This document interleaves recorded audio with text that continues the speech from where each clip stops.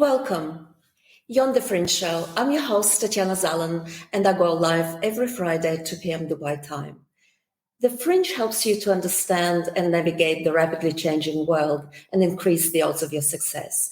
Here we discuss technologies, startups, entrepreneurs, and mental models of successful people so that you too can take advantage of the opportunities in the new digital world.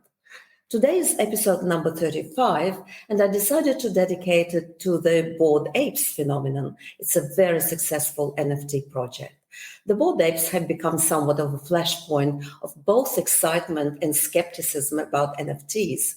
Advocates suggest that it will revolutionize art and commerce by creating a level playing field without race and gender issues. And detractors are saying that we're in speculative bubble and at best, and probably even a scam at worst. But what I want to focus on today are what explains the project's success. Why are the Bored Apes so valuable? We'll discuss their valuation as well. And what can collectors, artists, and startup founders learn from the Bored Apes Yacht Club? That's the project, the full name of the project. And to me, there are at least three lessons that can be drawn. The first one is, how do you create a cult brand? And this is what exactly is driving the valuation of the project. Second is the community. How do we create a vibrant community? What kind of utility do we give to a token?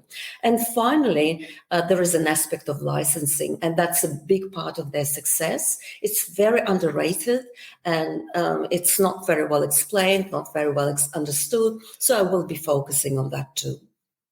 Let me remind you, it's a live show, so please allow Facebook to identify you. A usual disclaimer, well, it's not financial or investment advice, nor legal advice, and all that I'm doing on the Fringe show is for informational and educational purposes only.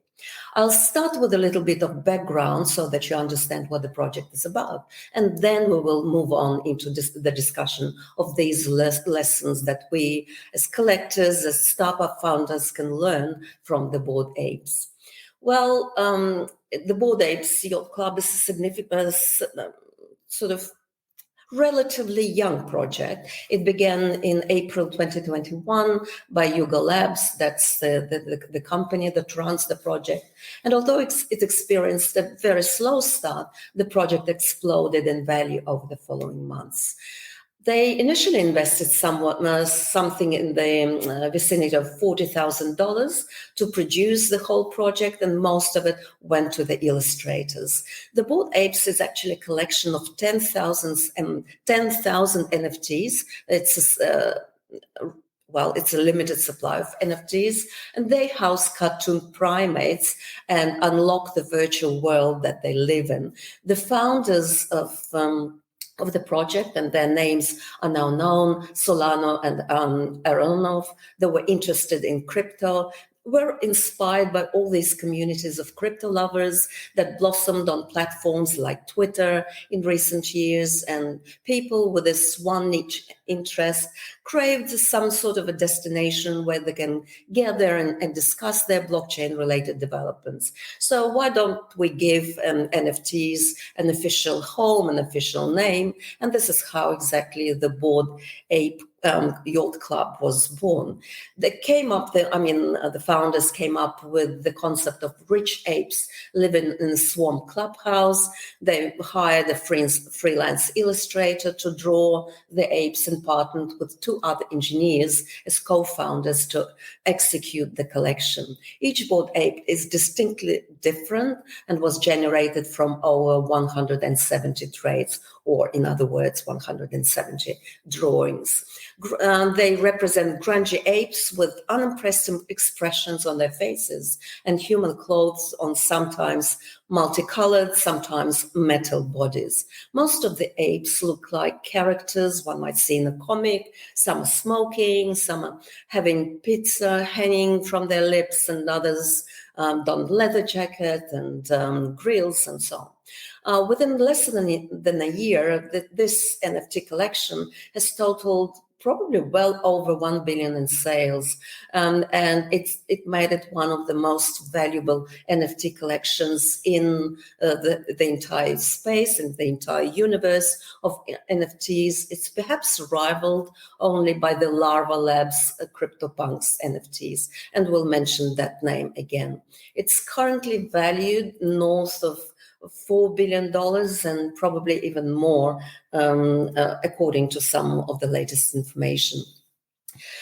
At the beginning, they were not that valuable. Each ape probably cost around $300 a pop, and now the base price tag to acquire just one is over $250,000. It recently surpassed competitors to become the most expensive NFT collection.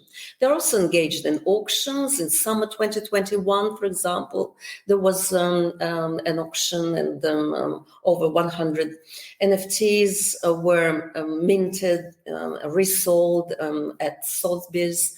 Then competitor Christie's followed suit very, very shortly thereafter. And around the same time, one collector bought a single token directly from OpenSea for almost $3 million.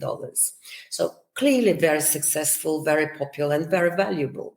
Some of the two other recent developments include here an acquisition. In early March, this month, 2022, they acquired the highly valued CryptoPunks and Meatbits NFT collections from Larva Labs. The details of these transactions are not clear, but it's probably went for a fairly significant amount of money. What they also did, they launched ApeCoin, and so they're looking towards the future and detailing a new partnership for a play-to-earn gaming title built around this much-hyped token called ApeCoin. Given the regulatory scrutiny, the SEC regulators are very concerned about whether a token is security, utility, or what is it. They're aware of that. So Yuga Labs has been very careful to isolate itself publicly from this token's launch. So it's quite different from the actual collection. It's a token almost like a governance token that they use. The token will be released by an entity called ApeCoin DAO, decentralized autonomous organization. It's made up of council members. They're connected to the NFT project, but none of them are the employees or executives at Yuga Labs. Token holders will be able to vote on decisions which relate to the collections and to the DAO regulation, generally speaking, and the special council will carry out all sorts of decisions on the community. In terms of what the token can actually do, the full scope is unclear, but it is apparent that ApeCoin will be used as game currency, or rather in-game currency, for some titles that Yuga Labs have been working on for quite some time now. Now, talking about the Bored Apes Yacht Club, I need to mention a couple of controversies around them. And one occurred early this year and sparkled a huge debate in the NFT community. An investigative reporter from BuzzFeed News revealed the identities of the two founders, and that spurred a furious internet debate about pseudonymity in business generally and in Web3 in particular. In this report, the two co-founders who operated online under the names of Gordon Goner and Gargamel were exposed as the brain behind the project, and the two other their names were Greg Solano and Wiley Aronov, so they are now known. The identities of the other two co-founders are not known. They remain anonymous. These are the pair of engineers who go under the names of Emperor Tomato Ketchup and No Sass. They are unknown. And at the heart of the row, you may ask, well, what's the big deal? They became known. Well, at the heart of the row is the question of whether or not the owners of highly profitable businesses have a responsibility to make their identities known, as is the legal obligation of executives in top publicly traded companies. Of course, Yuga Labs is not a publicly traded company. It's a private company. The debate essentially boils down to two arguments. Some would argue that such transparency is absolutely vital to maintaining ethical business practices, but many others in the crypto space would argue, well, it will upset the democratic foundation of Web3, resulting in or rather resting on the principle of anonymity. So these are the two debates that are currently going on in the space of Web3. Should we be pseudonymous or not? Should founders be pseudonymous or not? And it's not uncommon that in many projects, some of the founders are indeed anonymous. And the second controversy, which I will not go into in a lot of detail, is that the project has been accused of as being racist and full of Nazi symbolism. And I'm referring in particular to some study done by a gentleman by the name of Ryder Ripps. He has got a degree in media studies, has been studying media and design and internet cultures for 15 years. He published an article called Bored Apes Yacht Club is Racist and Contains Nazi Dog Whistles. And he concludes this article with one particular phrase in one of the last pages. Let me just find it out. Why does it matter? Why does the symbolism matter? To me, he says, it's a terrible example to other creators setting a bad tone for future generations of art. And so I won't go into it. It's up to you to decide whether it's racist or Nazist or not. But if it is, they're probably on the wrong side of history. This is all that I can say. Now, on a more positive note, what are some of the lessons that we can learn from the Bored Apes? The first one is about cult brands. And how do we value? Let's start with that. How do we value brands? What is the value beneath any object of crypto art or crypto collectible? There are many components of value, and I talk about that in a lot of detail in one of my shows where I talk and discuss the valuation of crypto art, but let's just focus on economic value of brands, and it includes market and non-market value. The market value would be the artists or something related to the artist, like, for example, his or her fame. Some of it is art related, whether art is authentic. What about its provenance, uniqueness and rarity, liquidity, speculative value? Is it driven by fashion or novelty? What about its aesthetic value?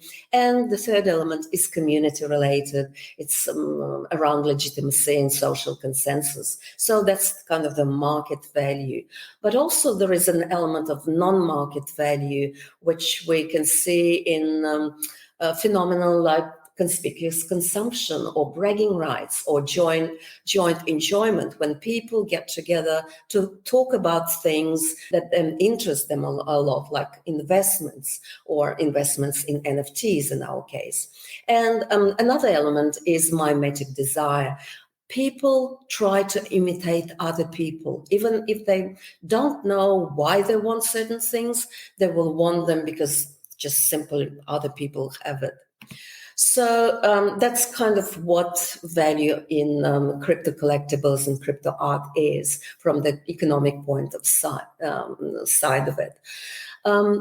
This project in particular has generated really a cult-like following, and it's a very strong mode even through bear markets. This is why we need to study it in depth if we want to understand how to survive bear markets. Firstly, there is limited supply. There are only 10,000 of them, and it's manufactured scarcity. It's not genuine scarcity, of course, but and it's clearly scarce.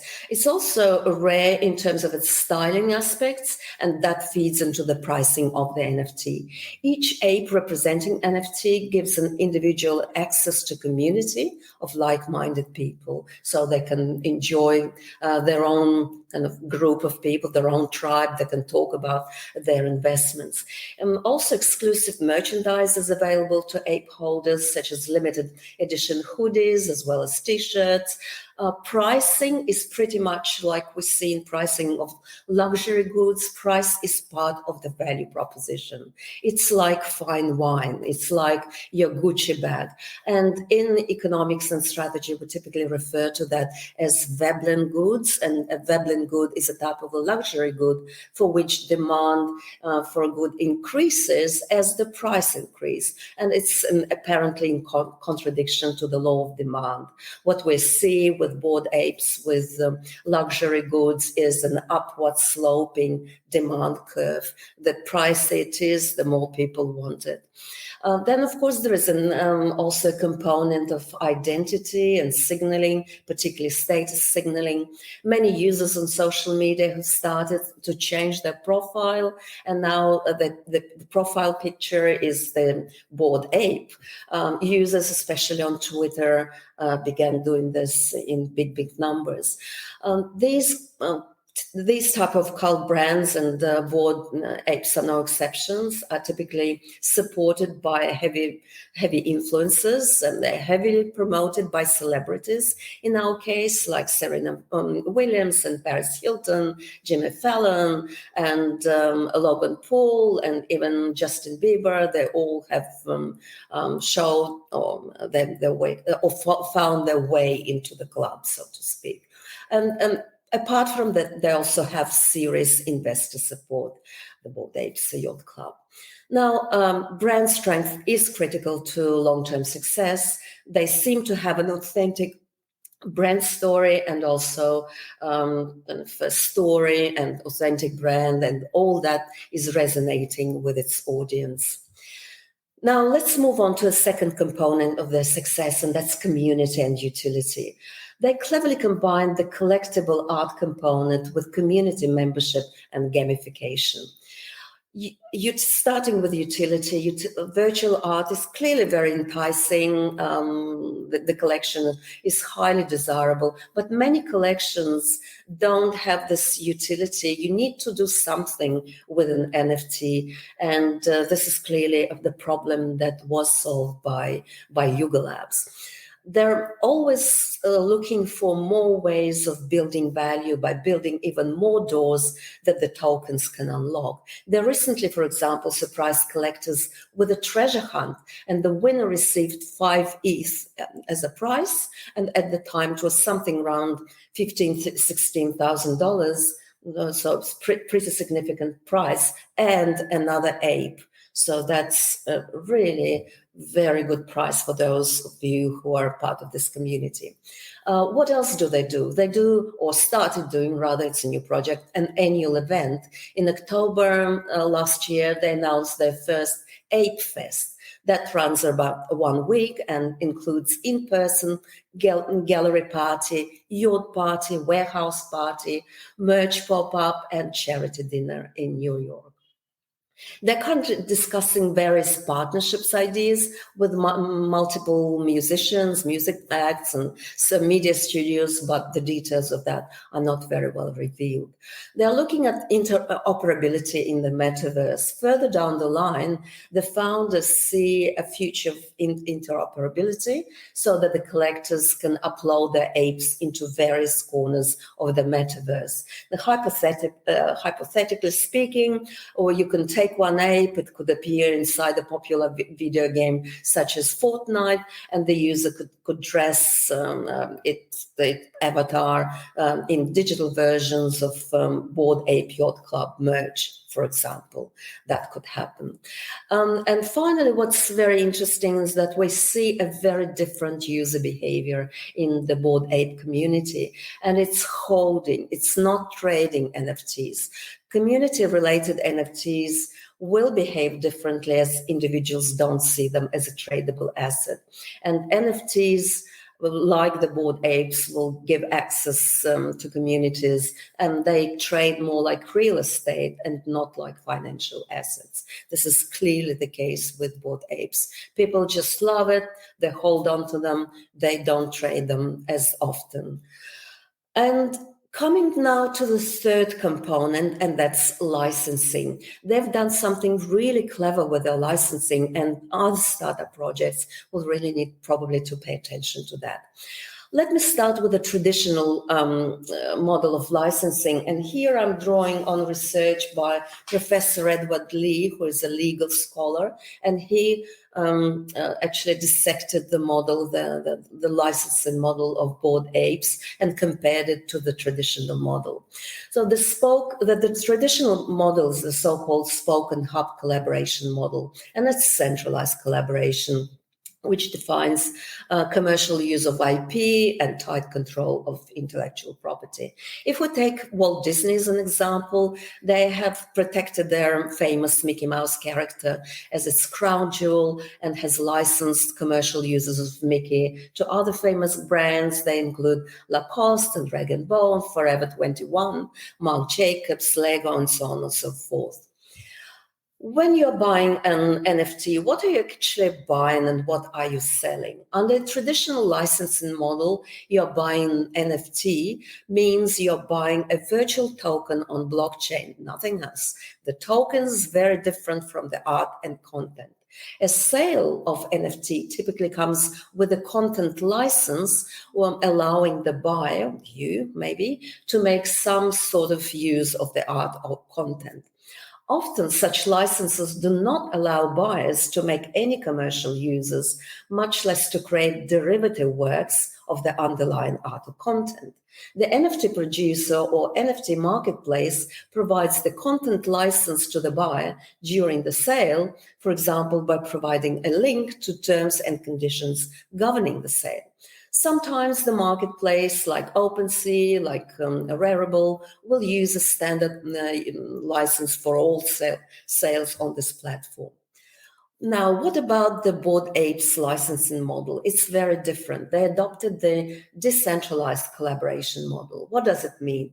Well, under the decentralized collaboration model, the IP owner allows consumers to make derivative works of the business IP and permits consumers to monetize the IP. The IP owner sells NFTs stored on blockchain that comes with a license, allowing buyers to make derivative works and commercial uses of the IP associated with the NFT. And as a result, the IP owner will relinquish creative control over the development of derivative works of its IP to the buyers of the NFT. Such secondary uses and derivative works do not require any approval of the IP owner. It is all decentralized. The Bored Ape license does precisely that. It grants buyers of its NFTs a broad right to make commercial uses of the Bored Ape character associated with the NFT purchase. The Bored Ape grants an unlimited worldwide license to use, copy, and display the purchased art for the purpose of creating derivative works based upon the art. And this type of license, it's important to emphasize, is highly unusual in the NFT space. And it's probably one of the reasons why this project has become so successful, although it's not very well understood and underrated as a reason. So how do they make money? The Bored Apes themselves make money not just from the initial sale, but of its NFT apes, but also from 2.5% royalties on future trades. It has real-world licensing deals with the likes of Adidas and was involved recently in a concert with Chris Rock's and the Strokes. Jimmy McNeil's, the owner for Bored Ape NFTs, signed the music deal with them, with a Universal Music's group label, and to create a music band called Kingship. the Yuga Labs creators themselves have created derivative works, including pets for the Bored Apes and another collection that is called of NFTs called Mutant Ape Yacht Club. So that's another variation of that. There are, of course, advantages and risks of this model. This decentralized collaboration business model enables a startup or business to launch a new creative ecosystem that gives rise to collaborations organically from the bottom up without the transaction costs of lawyers and conducting negotiations of content licenses. One potential advantage of the Bored Apes model is that it unleashes 10,000 NFT owners to monetize the Bored Apes. And because of the high prices for Bored Apes NFTs, we can speculate that probably some of the owners are quite successful in their respective fields. Risks, of course, they do exist because, of course, this model requires a business to relinquish creative control over its IP, and that creates risks. But they were willing to accept this risk. Well, now some parting thoughts. We've talked about 3 lessons that we can learn as startup founders, as NFT collectors from this brand, from this popular NFT collection, the Bored Apes. It's how do you create the cult brand? How do you create community? How do you create utility for the token? And also we discussed licensing conditions, and these make Bored Apes NFTs really, really valuable, which was kind of the topic of this podcast and the show. Well, what makes it valuable? These 3 things. For collectors, maybe the best path to take it is not to maybe look for NFTs that can give you the highest return, but rather to spot those communities that are worth paying for access to and with NFTs that have utility. For entrepreneurs, it's a great example of how to create a cult brand and community around it. And we also need to pay attention to the licensing model, which is very favorable to collectors and buyers, and that underlies their success as well. Well, this is it for today. Thank you for joining me. Thank you for sharing my enthusiasm for NFT, although not necessarily for the Bored Apes collection, but I think they've done some things really, really right, and we can all learn from them. Thank you for joining, and again, I will see you next Friday at 2 p.m. Dubai time. And now it's time for some music.